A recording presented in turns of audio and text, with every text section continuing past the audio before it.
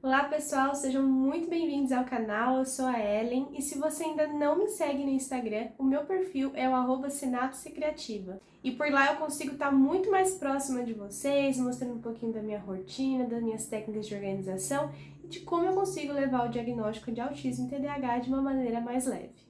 O assunto de hoje eu pensei bastante em trazer aqui no canal, porque foi uma dúvida que eu tive durante o meu processo de diagnóstico e até mesmo no pós-diagnóstico. O tema do vídeo é como funciona o cérebro de uma pessoa autista e quais características e alterações a gente pode encontrar. Antes da gente começar a falar do conteúdo propriamente dito, por favor, deixe aqui nos comentários se você está gostando dessa série de vídeos que eu estou fazendo aqui para o canal. Deixa um joinha e comenta aqui embaixo também se você tem alguma sugestão de tema, porque eu sempre leio os comentários e tento trazer tudo muito atualizado para vocês. Bom, vamos lá então começar a falar de como funciona o cérebro do autista. E eu vou falar sobre esse tema, sobre a minha perspectiva, tá? Como biomédica de informação. Vou trazer alguns termos para vocês que talvez vocês considerem um pouquinho difícil de entender, mas eu vou tentar ser o mais clara possível, usar palavras um pouco mais simples e trazer uma visão que a gente não costuma ter no dia a dia, ou seja, quais estruturas ou se há estruturas que realmente têm alterações físicas no caso do autismo. Antes que a gente comece de fato a falar sobre autismo, eu queria esclarecer algumas falácias que o pessoal anda publicando por aí sobre a questão das causas e origem do autismo. Não, pessoal, telas não causam autismo em crianças. Má alimentação não causa autismo.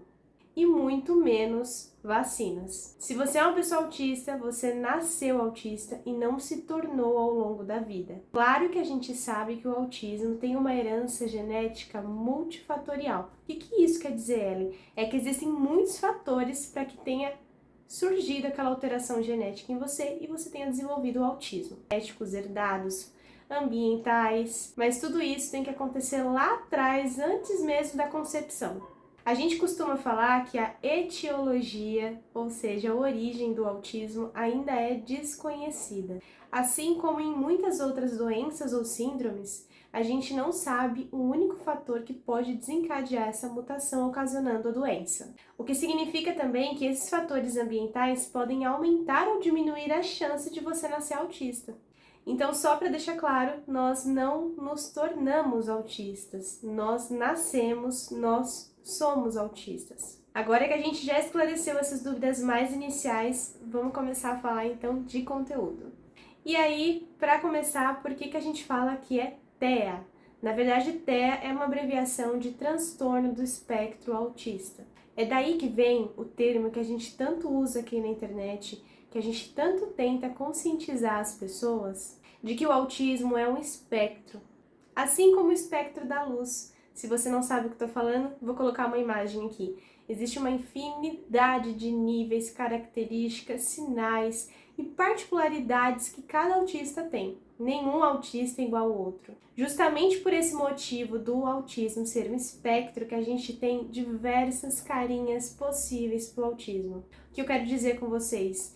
Eu sou uma mulher autista e eu consigo gravar vídeos, muitas vezes consigo fazer contato visual com vocês, consigo me expressar na medida do possível, mas tem autistas que não conseguem se expressar e que têm dificuldades até mesmo de interagir. Tem autistas que têm um transtorno do processamento sensorial muito grande, que não conseguem estar em lugares cheios, que não conseguem vestir determinadas roupas, e isso não significa que todos tenham esses mesmos sintomas. Então, a partir de hoje, quando você ouvir falar sobre espectro, quer dizer que há uma infinidade de tipos, graus, características, sinais, tudo que envolve o transtorno do espectro autista. Agora que você já sabe o que significa TEA, a gente pode prosseguir daqui em diante chamando de TEA, ok?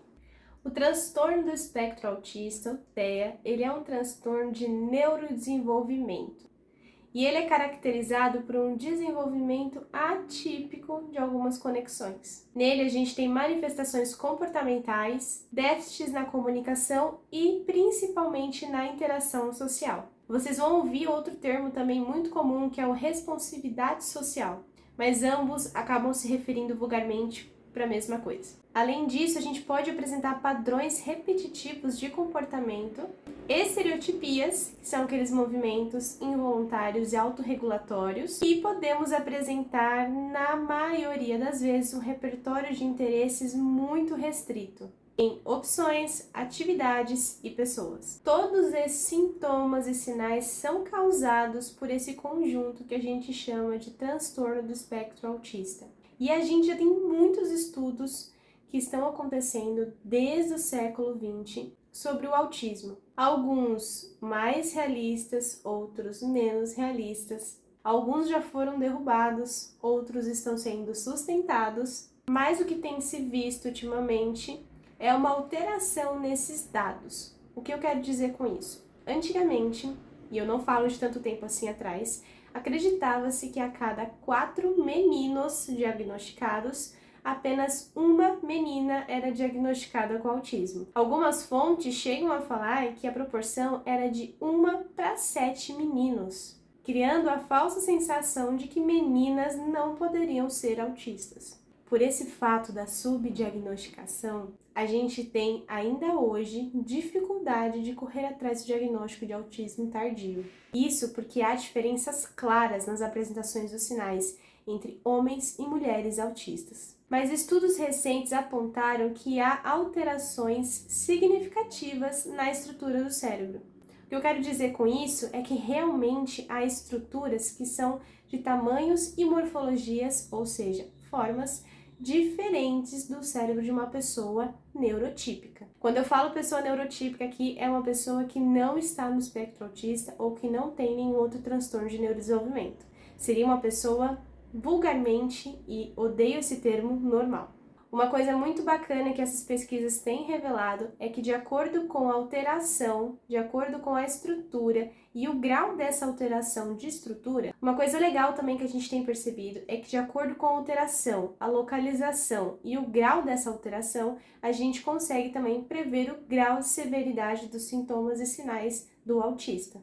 Lembrando, pessoal, que todas as informações que eu estou trazendo para vocês são baseadas em artigos científicos mais recentes publicados. Se você for numa consulta médica, provavelmente você não vai ouvir nada do que eu estou falando aqui no vídeo.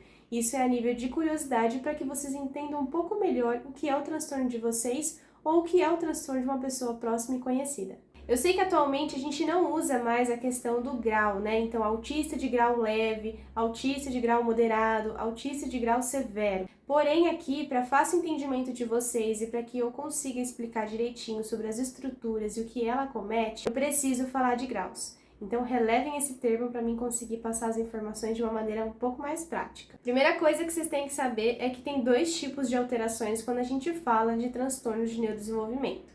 A primeira delas é a alteração específica e a alteração difusa. Uma alteração específica, ela é bem delimitada, ou seja, ela é em uma única região do cérebro e acomete, por exemplo, um tipo de célula. Logo, os sintomas vão estar relacionados com aquela região que possui alteração, sendo algo mais delimitado e específico. Já as alterações difusas acometem diversas áreas do cérebro, causando muitos prejuízos e sintomas em muitas áreas da vida e na fisiologia. No caso do autismo, são lesões, são alterações difusas. Por isso que a gente tem comprometimento em várias áreas, como a interação social, processamento auditivo, sensorial, entre outras. Então agora eu vou listar para vocês algumas alterações que eu li nesse artigo científico, lembrando que é um apanhado de muitos dados a nível de curiosidade se você quiser entender um pouquinho mais do nosso mundo, que é o autismo. Primeira alteração é que o cérebro, de uma maneira geral, ele é maior, possui um volume maior.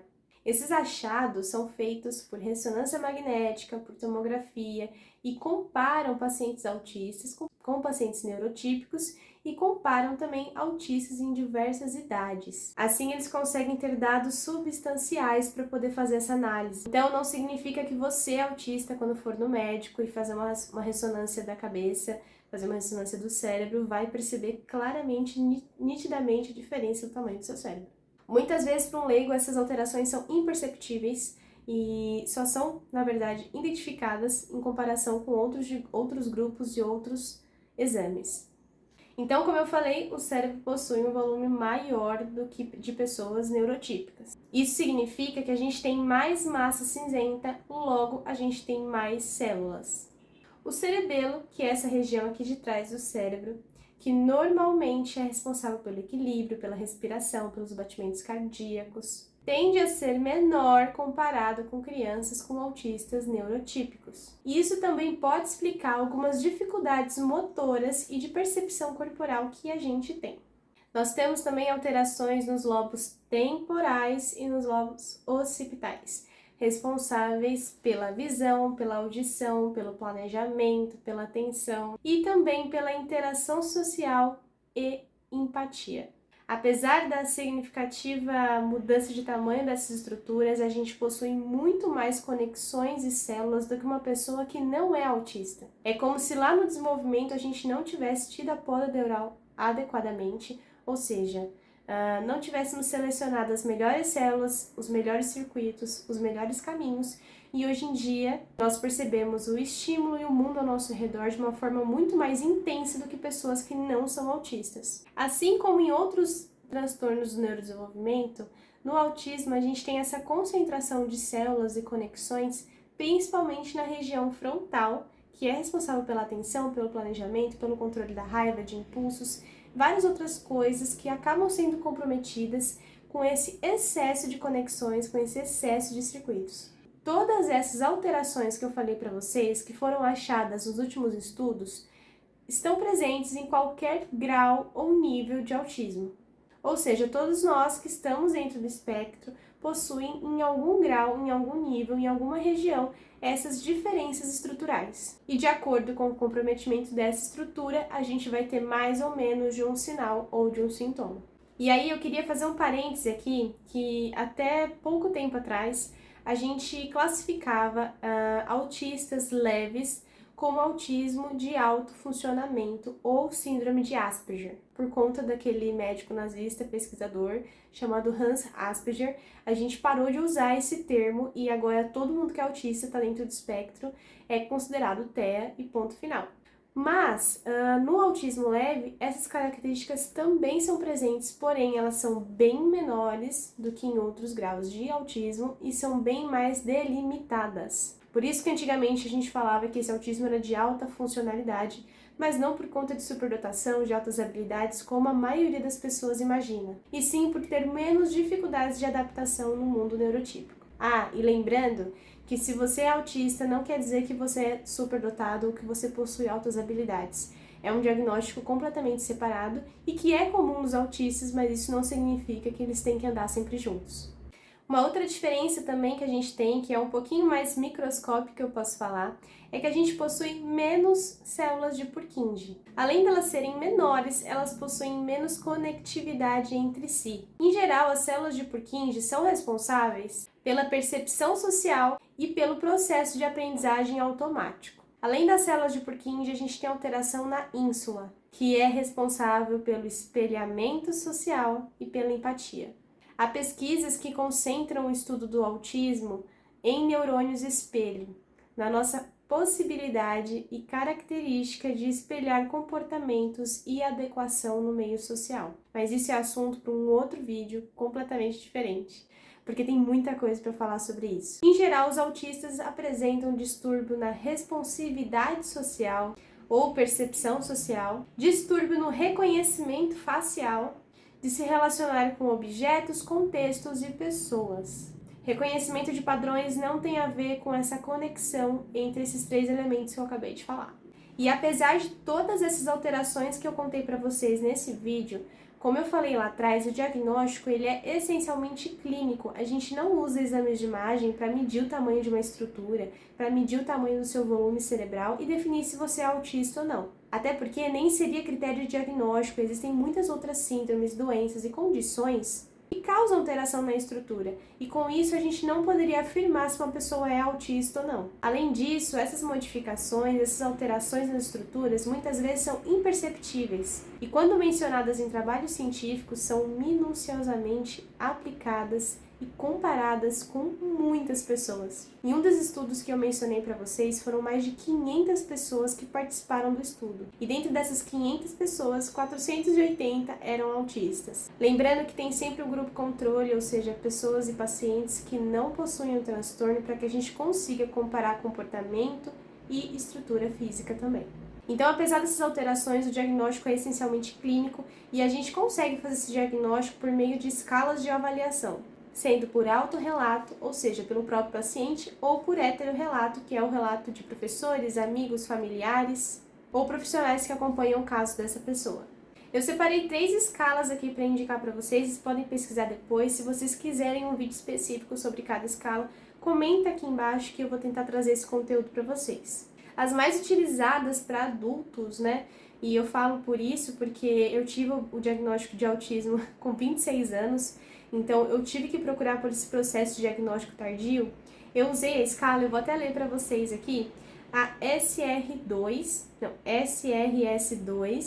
mas a gente tem a A2, que é a ADOS2, e a gente também tem a ADI-R. São 3 escalas que conseguem avaliar esses critérios do manual de diagnóstico e relacionar os seus sinais e sintomas com esses prejuízos de forma formal, né, de maneira formal, para que o profissional entenda a escala de avaliação. E aí, falando um pouquinho de mim, pessoal, no meu caso, eu usei 2 dessas escalas, mais uma série de questionários e o relato de familiares, e no caso, meu marido, que atualmente eu sou casada, e como ele é a pessoa que mais convive comigo, foi muito importante que tivesse o relato dele. Fora isso, relato, fotos, vídeos de como era na infância, porque como eu falei pra vocês lá no comecinho do vídeo, a gente não se torna autista, a gente é autista, e muitas das estereotipias que a gente tem quando é criança, comportamentos repetitivos, são transformados em outros tipos de estereotipias na vida adulta. Então, se você acabou mascarando esses sintomas, se você tem uma vida um pouco mais funcional, normalmente é mais difícil de você conseguir diagnosticar um adulto, porque ele está tanto tempo mascarando esses sintomas que acaba sendo difícil para o profissional saber se aquilo é um sintoma de ansiedade, de depressão, de toque ou se é pertencente ao espectro. Eu trouxe outros dados para vocês bem interessantes, que é sobre o tempo de conexão e como a sinapse se dá em cérebros autistas. Existem artigos que falam, depois que os pesquisadores fizeram ressonância magnética ou PET scan, que a gente fala, que consegue ver a função, né, e a irrigação do cérebro em tempo real, alguns pesquisadores confirmaram que no cérebro de uma pessoa autista, o tempo de conexão entre essas células é maior. Ellen, como assim? Gente, o tempo de conexão entre as células, a comunicação entre elas demora mais do que em uma pessoa neurotípica. Em outras palavras, o cérebro do autista acha mais difícil alternar conexões e ideias do que no cérebro neurotípico. Então, nas pessoas com autismo, essas conexões tendem a permanecer por até 20 segundos, o que não acontece com pessoas que não estão no espectro, que tendem a dissolver, a mudar a conexão em um tempo muito mais reduzido, conseguindo alternar de ideias, pensamentos e situações com uma facilidade que nós autistas não temos. Um outro dado bacana é que a severidade, o grau dessas lesões e comportamentos no autismo está relacionado com o tempo de conectividade. Ou seja, quanto mais tempo você demora nesse tipo de conexão, significa que você vai ter mais prejuízo e dificuldade naquela área. E aí, traduzindo do científico para uma linguagem um pouco mais popular, gente, é como se essa conversa entre 2 neurônios, essa conversa entre 2 células que geram um impulso e conseguem conversar com outras células e formar uma ideia e formar um raciocínio, fosse mais lenta. Isso não significa que a gente pense de forma melhor ou pior, e sim que a gente tem dificuldade em alternar essas conexões. Pessoal, tudo que eu trouxe para vocês de dados aqui foi a nível de curiosidade e de informação. Quando eu resolvi procurar o diagnóstico de autismo, tudo que eu procurava na internet, tudo que eu achava na internet, era tudo muito superficial só sobre os sintomas. Eu sou biomédica de formação e autista e TDAH, então algo que eu sempre me incomodou muito é não entender de onde as coisas vinham. E apesar de na ciência a gente não ter certeza de nada ainda sobre muitas coisas, inclusive sobre o autismo, Com o avanço da ciência, publicação de novos artigos e estudos, a gente consegue ter uma noção de onde vêm as nossas dificuldades, de onde vêm os nossos sintomas, os nossos sinais. Na prática, no teu dia a dia, você não vai usar essas informações que eu te falei aqui, a não ser por nível de curiosidade e para poder entender um pouquinho como funciona melhor a tua cabeça ou a cabeça de alguém que tem autismo. Entender para mim de onde vinham esses sintomas, esses déficits que a gente considera, né, de responsabilidade social, de comunicação, de reconhecimento, muitas vezes o transtorno do processamento sensorial, foi importante para mim. Basicamente, personifica a minha dificuldade e de um jeito ou de outro eu consigo lidar melhor com ela. Foi por isso que eu resolvi trazer aqui para vocês. Se vocês não entenderam alguma coisa, se vocês querem que eu faça mais vídeos sobre isso, que eu traga os últimos artigos publicados e que eu traga algo mais científico para cá realmente, deixa nos comentários que eu vou gostar muito de saber e eu vou realmente pegar a sua opinião e levar ela em consideração e procurar mais sobre esses assuntos. Eu pretendo fazer um vídeo desse sobre o TDAH também, então se você gostou, deixa o like, deixa nos comentários aqui se você já tinha ouvido falar sobre essas teorias e se você já tinha lido algum desses artigos que eu falei para vocês. Pessoal, se você ainda não me segue no Instagram, o meu perfil é o @sinapsecriative e por lá eu consigo dividir mais da minha rotina com vocês, da minha organização e de como eu levo o meu diagnóstico de autismo TDAH de maneira mais leve. Eu espero que vocês tenham gostado e a gente se vê no próximo vídeo. Tchau!